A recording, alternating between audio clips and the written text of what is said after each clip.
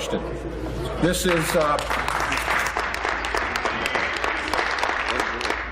This is, for clarity's sake, the lead question.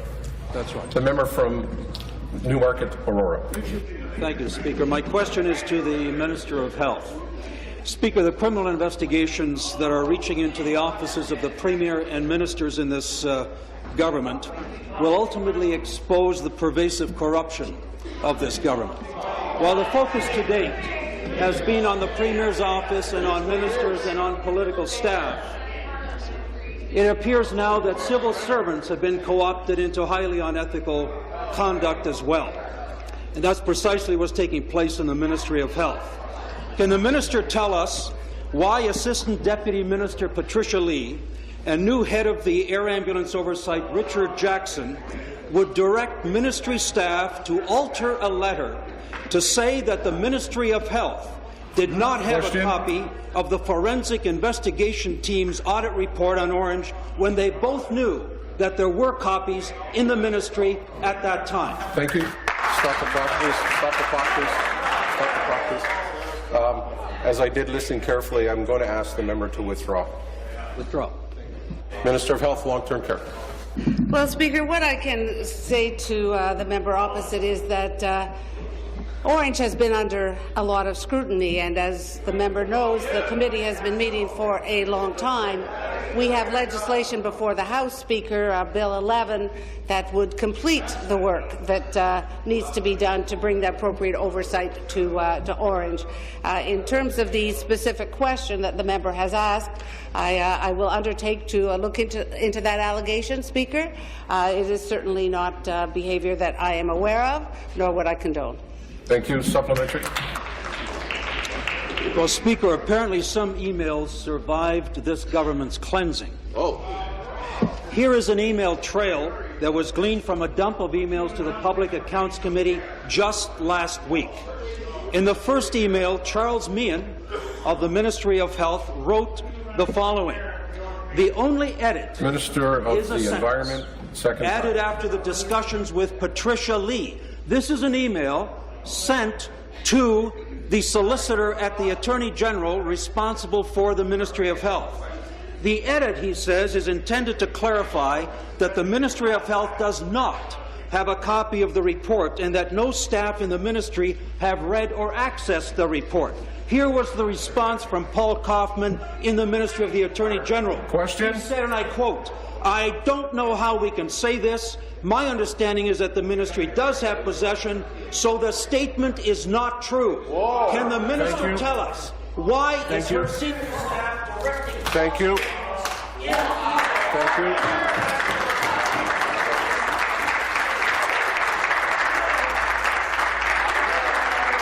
Be seated, please.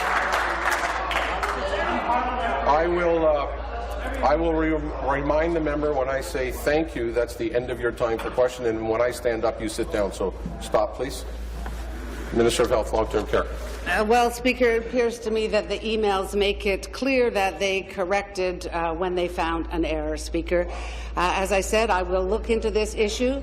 What I can tell you is that progress at Ornge is significant. Under the new leadership of Ian Delaney and the CEO, Dr. Andrew McCallum, we have seen a remarkable improvement in the quality of care. And I think the member opposite would agree that under the new leadership and the volunteer board at Ornge, we have seen significant improvements. Speaker, Ornge is into a new chapter. The right changes are being made and have been made, and I look forward to discussing that more. Thank you, Speaker. Thank you. New question. The member from Newmarket, Aurora. I'm talking about the Ministry of Health. I'm talking about the Assistant Deputy Minister who has oversight responsibility of Ornge. She is the one who directed staff in her own ministry to falsify a statement regarding a matter taking place in the Ministry of Health. That is what happened.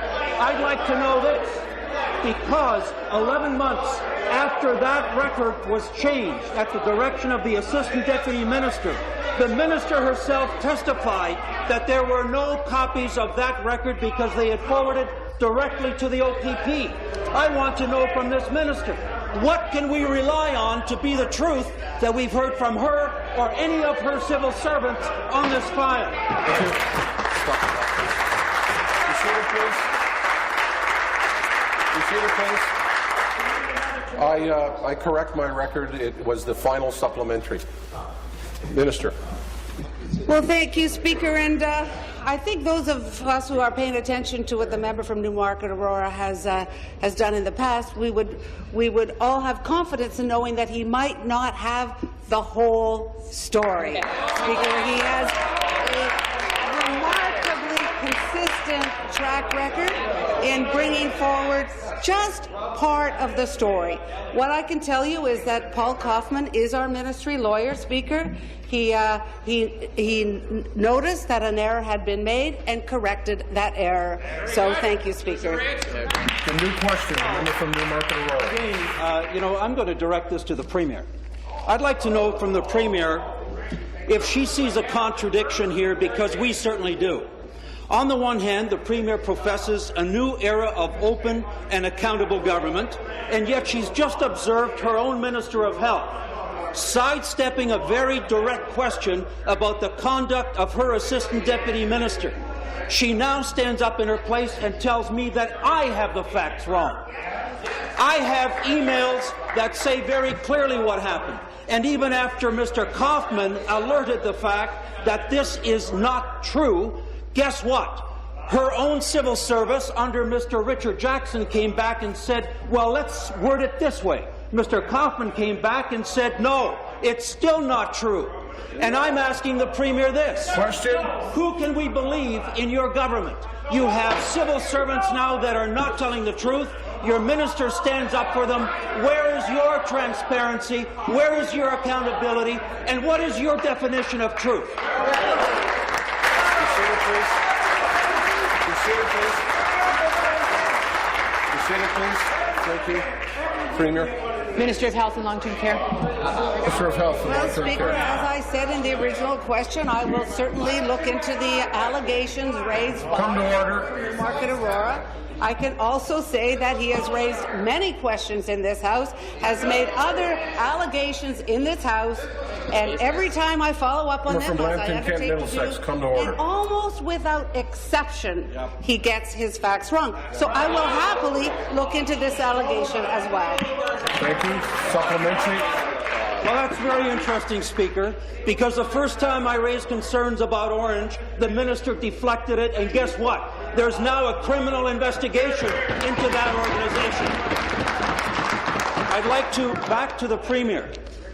On the one hand, Speaker, the Premier is asking us to support anti-SLAPP legislation in this place. That's Minister of Education. Now. And yet the Premier is carrying on in the tradition of Dalton McGuinty to sue the very people who are bringing forward facts that should be examined by this legislature. Can the Premier tell me this? How does she square bringing anti-SLAPP legislation before this legislation and herself lay lawsuits against the leader of the official opposition, the member from Nepean Carleton, to in fact ensure that the real issues are not dealt with? How does she square that?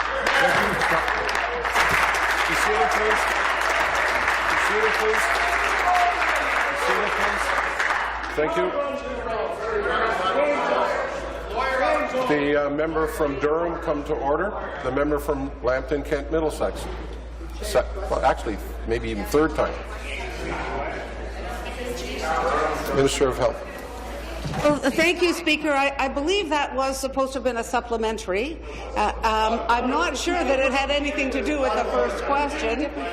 So what I can repeat, Speaker, is I will look into these allegations, as I have always looked into the allegations raised in this House by the member from Newmarket Aurora and by others, and I will happily report back on what I find, Speaker. Thank you. Final supplementary.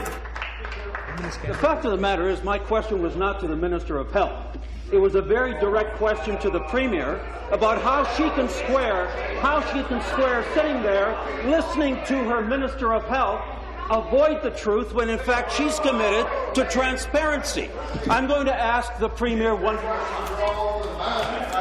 I have been listening very carefully. Please, please withdraw, and let's not weave in and out of this. Just withdraw and then ask your question. Withdraw, and I'll ask the Premier a very straightforward question. You know, I asked her to define how she considers truth. What is her definition of truth? I asked her that question. She refused to answer that. Well, the people in this province are very confused about that as well. And what she has chosen to do is to refer the matter to the courts. And I'm going to suggest that I believe in the end it will be a court that makes a decision about this government. It will be the court of public opinion. And the court of public opinion will tell this Premier and your...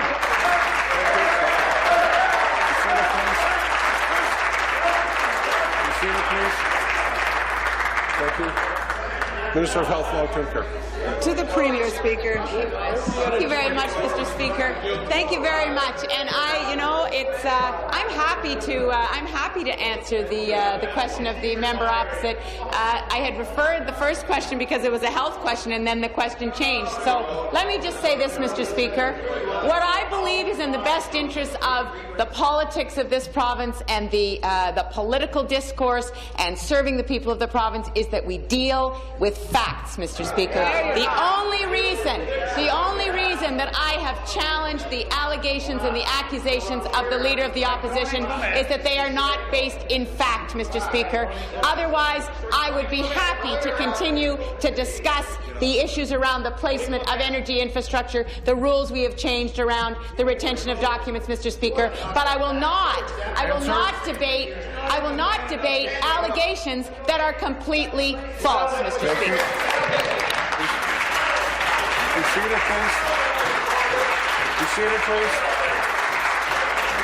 Your question, the member from the Etobicoke Lake Shore. Your question, the member from Newmarket Aurora.